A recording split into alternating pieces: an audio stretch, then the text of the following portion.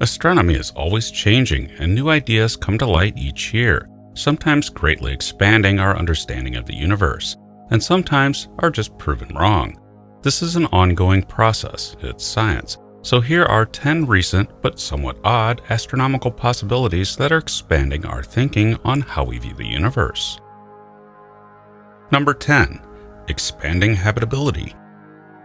Not long ago, just a few decades really, life on other worlds was envisioned mostly as a surface phenomenon of planets.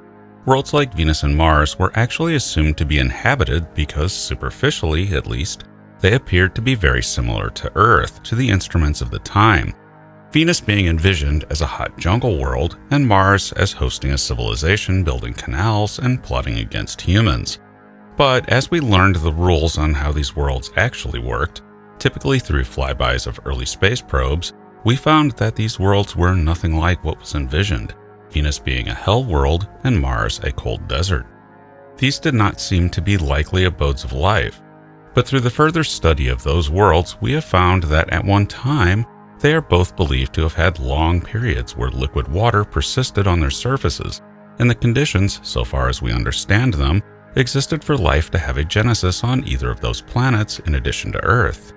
Fast forward to now, our understanding of how resilient Earth life is and how conditions of habitability still exist in diminished form on both Venus and Mars has led to a revival of the idea of both of those planets still hosting and possibly hinting of microbial life, Venus particularly with the recent detection of phosphine gas in its atmosphere.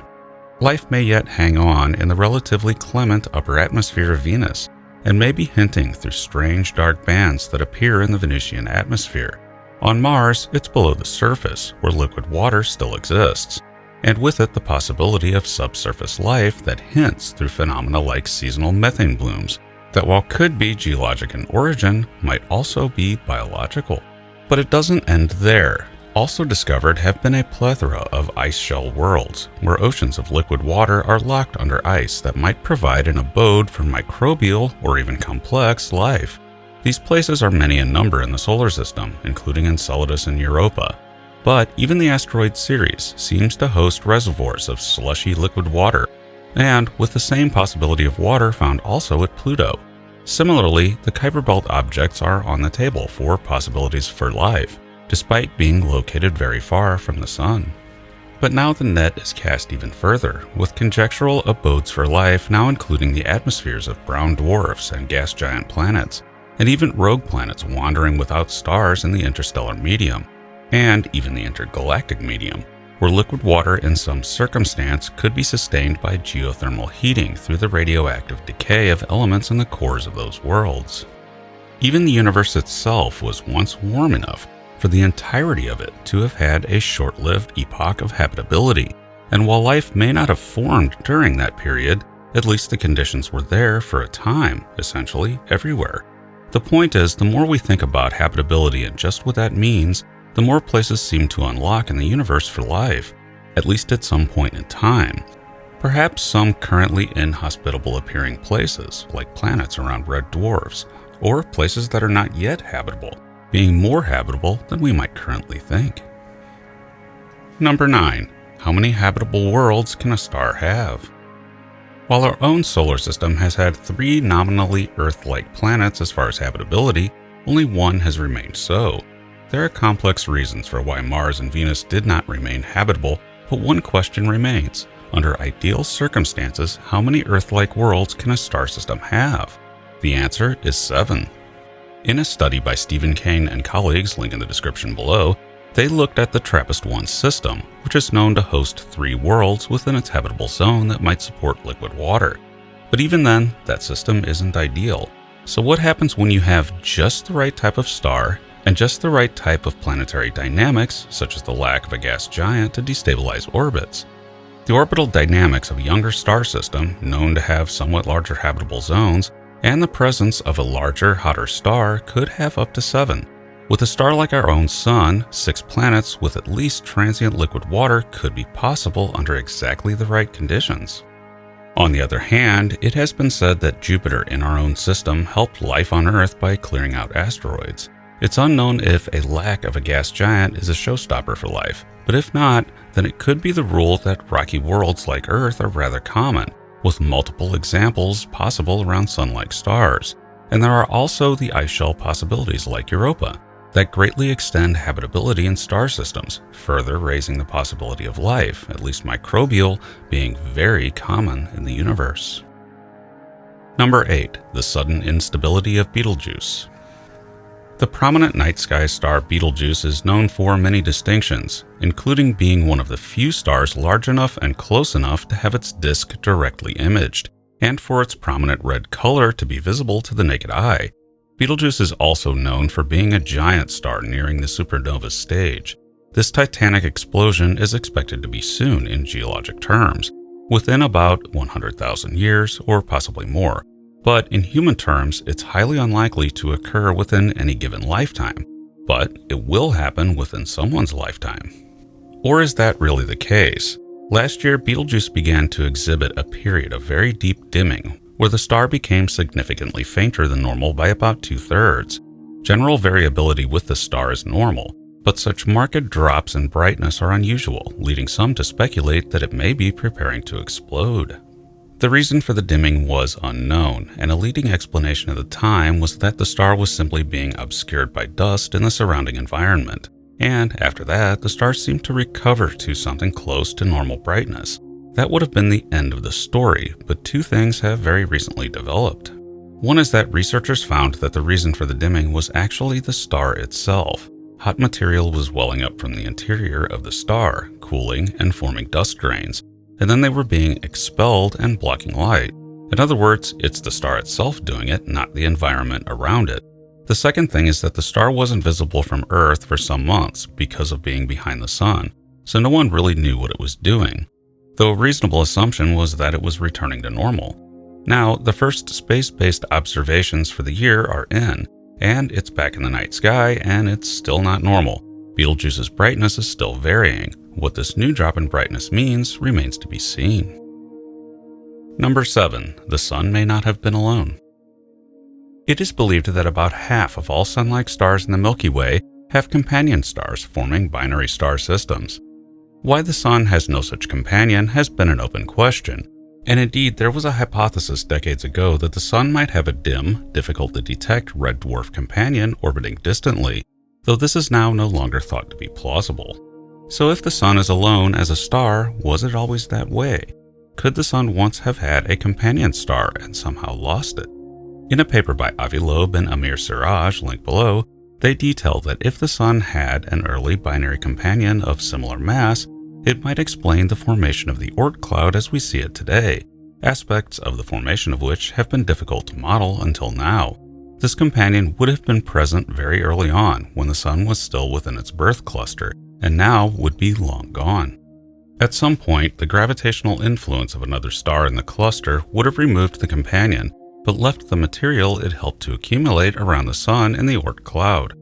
But this also has implications for another odd hypothesis, that a ninth planet lies out there and is affecting the orbits of objects in the outer solar system. If this is the case, then this binary star hypothesis might provide an origin for Planet 9, in that it was originally a planet orbiting the Sun's former companion and was captured by our Sun from it. Only further searching will prove or disprove the existence of this planet. As to whatever happened to the Sun's companion, we'll likely never know, since it could literally be anywhere in the galaxy by now.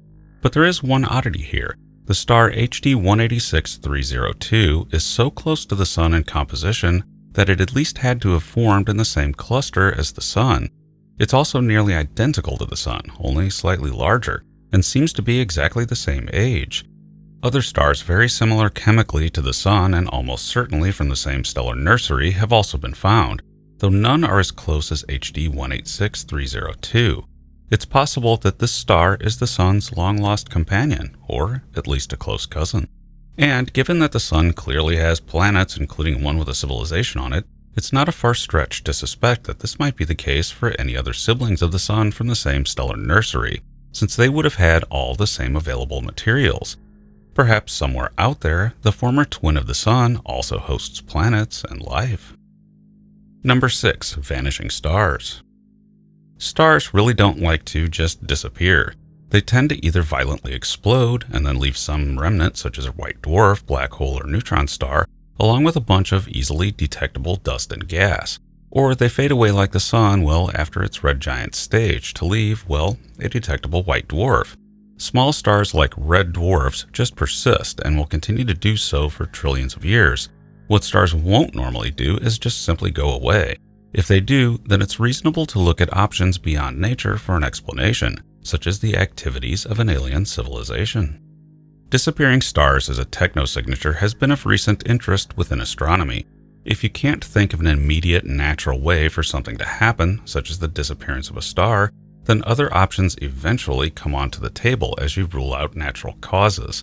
But it's important to remember that other things can dim or make a star disappear, such as a cloud of dust or gas obscuring it. And there are unusual natural options, such as the possibility of a star under certain conditions to collapse directly into a black hole without a corresponding supernova. But anomalies have been found, in fact, quite a few of them. The Vasco project, for example, has found at least 100 good examples and over 150,000 candidates of very red sources that appear to be stars or something like stars that simply disappeared or flat out appeared over a very short period of time in past sky surveys, on the order of decades rather than centuries. Whatever causes this is likely to be of astrophysical origin, though unusually so as far as we know, but something else may be at play. Only time and more research will tell. Number 5. Neutrinos do strange things. Neutrinos have always been rather odd things due to their ability to only weakly interact with anything else. For example, most of the huge amounts of neutrinos streaming off the sun that encounter Earth simply pass through the planet and go on their way as though nothing happened. But occasionally, an interaction does occur, which allows us to detect neutrinos, and the more we study them, the odder they seem. Studying neutrinos in astronomy is of great importance. An example of this would be in detecting supernovas. Since neutrinos are so non-interactive and travel at near the speed of light, they will actually be the first thing we can detect from a supernova, as photons will have been delayed in the interior of the supernova explosion. We will see neutrinos from a supernova before we actually see the visible explosion. But neutrinos also offer some head-scratching mysteries. One of these involves Antarctica. Researchers working on that continent have in recent years detected neutrinos seemingly not coming from the sun, or anywhere for that matter. Further, they are traveling upwards from the ground rather than coming in from space. Where exactly these neutrinos are coming from is unknown, but more recent analysis has shown that they might actually not be neutrinos at all, but rather reflections of ultra-high energy cosmic rays striking compacted layers inside the glaciers beneath. We shall see. Number 4. The Kilonova and gravitational waves. Gravitational wave astronomy was once thought by some to be out of reach. Experiments to pick up gravitational waves directly went without definitive results for years, but there were indirect hints that they existed. That was until 2015, when the first direct evidence of gravitational waves was detected. One cause of the gravitational waves that we can detect right now is the merger of two neutron stars, or a neutron star and a black hole, in a phenomenon known as a kilonova. In addition to sending out ripples in space-time, these titanic mergers also have another interesting effect. They produce gold, a lot of it. The debris formed during these mergers is rich in heavy metals like gold and platinum, giving one mechanism for how these metals are made in the universe, and in fact may be the origin for the gold and some of the other heavy metals here on Earth. But lurking out there in the galaxy are truly enormous amounts of precious metals, beyond far more than what we can ever find on our planet. Number 3. The closer you look, the stranger it can be. As our ability to study astronomy has improved with new, more precise equipment, the universe has been brought into unprecedented detail. Of course, with this new level of scrutiny is bound to come more mysteries, and few recent discoveries are more mysterious than the star HD 139139. This star at first glance appears rather familiar. The main component is a G-type star, very much like the Sun. There's also a companion star, believed to be a Type K star. The Kepler data showed dips in the starlight from the system that for all intents and purposes look like exoplanets transiting one of the two stars, though it's still unclear which. And the dips kept coming, with 28 observed over several months. But the dips did not appear periodic, meaning they didn't seem to be the same planets passing by over and over, and other aspects of the light curves looked weird. Save for one transit, which was larger, all of the others looked like apparent planets, all just about the same size. That's weird. Potential explanations include a planet disintegrating, asteroids impacting each other, and even just sunspots on one of the two stars that don't last long. And it's very likely something like that causing it. But if you were an alien civilization that wanted to produce some kind of signal and produce something that looked unnatural in order to announce their presence to the galaxy, they might do something like this. Create something so unnatural looking that anyone seeing it would have to conclude that it wasn't natural. That idea was advanced by astronomer Luke Arnold, that if you produce an unnatural looking signal in a light curve, such as a louver or unnatural shape passing in front of a star, other scientists in the galaxy might see that and know that a civilization was there. That's not likely the case with HD 139139. It's very likely some odd astrophysical phenomenon that we simply haven't seen yet. But there's something else here. This star is one of just 0.5% of stars in the galaxy that can actually see Earth transit the Sun if they had a photometer like the Kepler spacecraft. Just barely, but they could see us. But as we expand into space and build huge structures of our own, such as Dyson swarms and O'Neill cylinders, our star system might just begin to look very strange to some alien astronomers somewhere nearby in the Milky Way, and they will conclude that there must be a civilization here. Number 2. Our own world may hold the key to life in the universe.